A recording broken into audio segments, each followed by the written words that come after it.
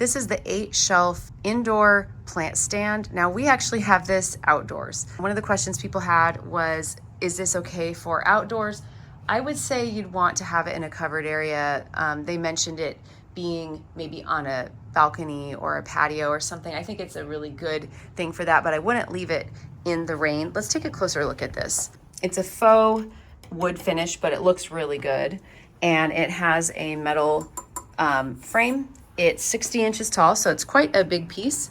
You can also mount these lights underneath. We actually don't have the lights on it right now, but I'll show you what the lights look like. These are the lights that come with it. Some people were wondering, are they adjustable? Yes, they are adjustable. And there's a timer as well. The lights are really quite nice, and then you could mount those to the underneath the shelves if you wanted.